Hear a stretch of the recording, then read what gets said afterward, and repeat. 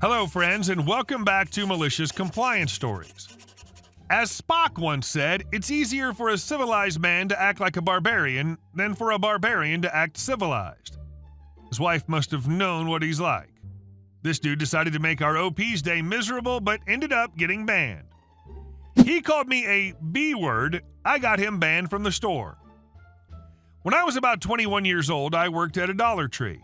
One day, while I was checking people out of an extremely long line, a guy standing towards the back of the line asked me if I could call someone else to the register.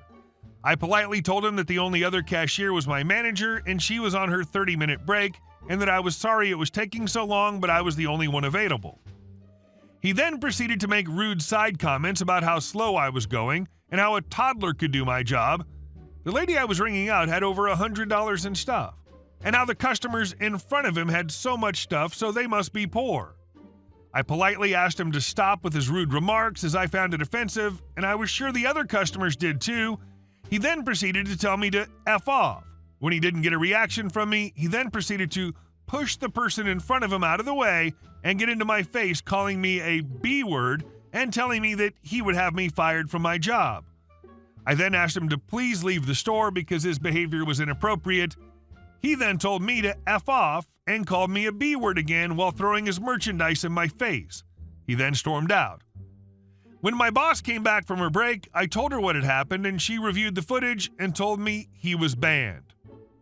Fast forward to about 4 hours later. I'm walking through Walmart and see that same guy that was in line at Dollar Tree, but this time he's with his wife. He gave me an extremely nasty look and flipped me off behind her back. I considered letting it go, but I was so irritated with his behavior that I couldn't.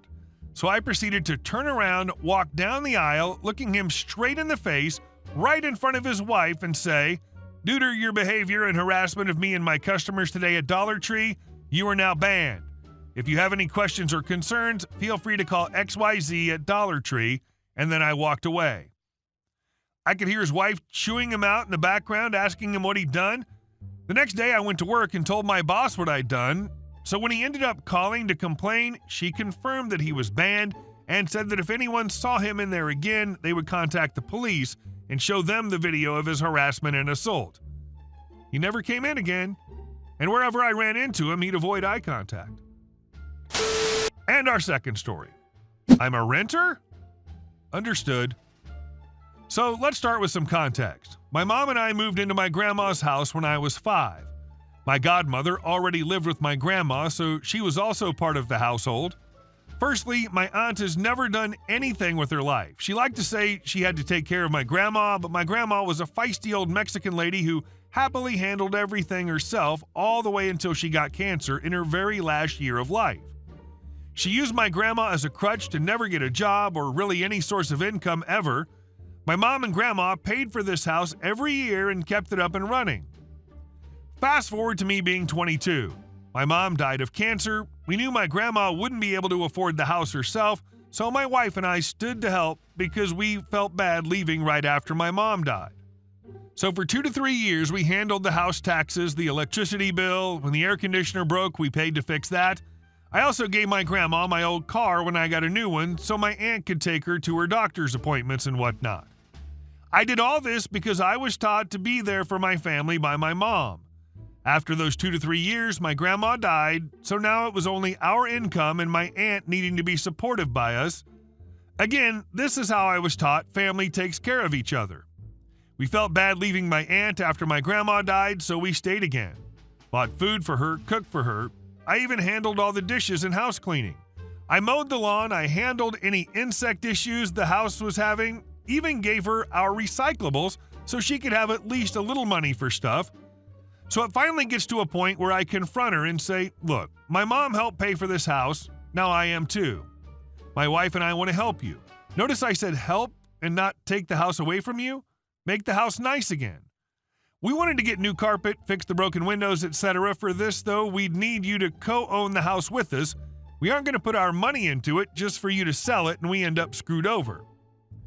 Or also, if you just happen to die young, the house would just go to the bank. That's a whole other long story, but it's what would happen. She, of course, said no, but only because she wants the house to herself and I'm her ownership. She's very, very greedy and selfish like that about everything, so we end up arguing and I say how we stayed because we cared and wanted to help. We want to continue helping, however, we can't just blindly funnel money into your home when we need to make sure our living situation is secure. During said argument, I say how we've been nothing but caring and don't want to take the house, we just want to work with her. Again, no. So I start to get frustrated and say, how can you be like this, to me especially, when both my mother and I have paid for this house?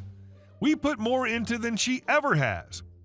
I don't feel owed, but I feel that us working together and owning the house together would be fair, since she doesn't even pay for any of it. I said how we stayed after Grandma died to help her. Her exact words were, well, you should have just left. That hurt a lot, because all that was just for nothing. Not even appreciation. Fast forward to another argument, and I bring up how I feel it was wrong of her to take advantage of my mom the way she did. There's way more context to that than above, but again, whole other long story. When I say I think it was wrong, her words were, well, take it up with your mother. That broke me because I was super close to my mom and she had only been dead for like 2 years, so it was still very painful. That was my breaking point.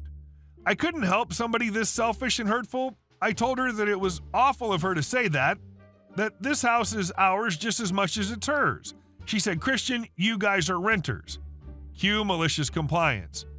I say, oh, we're renters? Okay. So I started going by doing exactly what me and my grandmother agreed upon when we moved in. I paid the electric bill and the house taxes. That's it. Mowing the lawn? Sorry, wasn't part of my lease. Handling the insect infestation? Nope. Landlord's issue. Cleaning your dishes and the 800 pictures you have on the walls filled with dust? Yeah, not my problem. My wife and I care for ourselves now. Her house is going more and more to ruin. Windows have broken more. The air conditioning broke again. The shower broke. Water heater broke and damaged the living room and walls. Termites in all the wood. All not my problems. My wife and I are currently in the process of finding a place and moving out. We might not even tell her when we do move and just up and leave, letting her sit in her own filth. I mean, it's not in my lease that I need to give a notice. Edit. She asked me about 2 weeks ago if I could give her $480 to help with the house insurance. I said I don't have it. She later asked my wife, and my wife's a very helpful woman. She told my aunt that if my aunt applies for government assistance, actually takes part in cleaning her part, and is generally helpful, then she would give it to her. Aunt texts wife last night saying, I don't want to apply for assistance right now.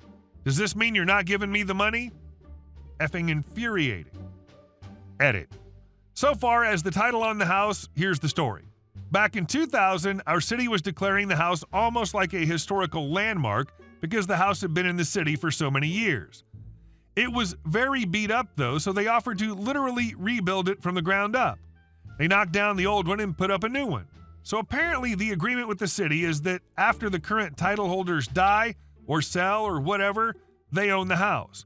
If she sells, she has to pay what she owes the city first, which with zero income she can't do.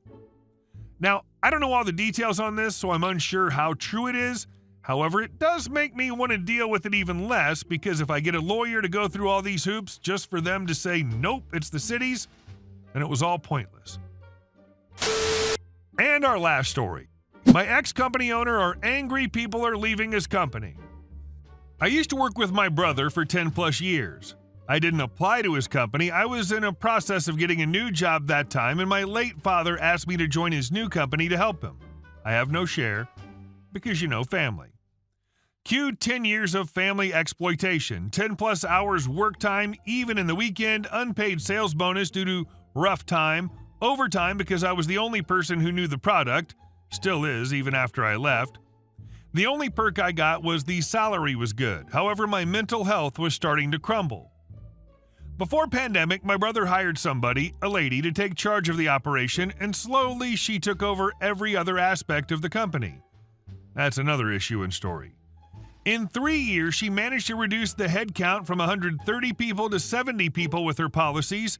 She brought corporate spirit to the company along with efficiency and proper management. That's how my brother rated her when I asked his opinion about the headcount and HR issues. She cuts the percentage of the salespeople's bonuses every year, And to make things even more interesting, she implemented a policy earlier this year where the salespeople will get written up if they didn't achieve their sales target. This policy made the company only left with 4 salespeople in the main office, originally from 12 salespeople.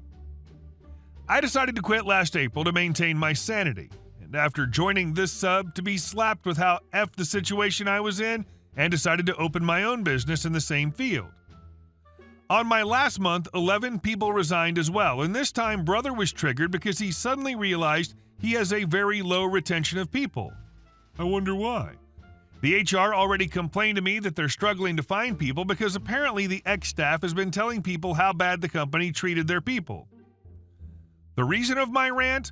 My brother called me to berate me, accusing me of hijacking his staff to join my company because apparently he overheard one of them calling me asking for a job during break time. I told him he should start evaluating the real reason why people left instead of blaming me for people leaving, and he kept yelling until I turned the phone off. Being family does not keep people from exploiting you in work. Sometimes your own family will exploit you far worse than you think. Edit. Whether the witch is banging my brother or vice versa, I can't confirm or deny it. He denied it when I confronted him about that issue the last time. However, he picked her up every morning to work despite her ability to drive herself. They mostly go together all the time, even during business trips. How important is your operations/finance manager that she had to attend a sales meeting still boggles me. So, you all can be the judge whether he was lying or not. Not my circus, not my monkey. My wife already warned me not to meddle, so my relationship with my sister-in-law and niece can be maintained should worst come to worst. You're stealing all my best people. How can I do that? Nobody forced them to leave. You're paying them more and you're nicer to them. I can't compete with that. Hey guys, thank you all for watching the video. I'll see you in the next one.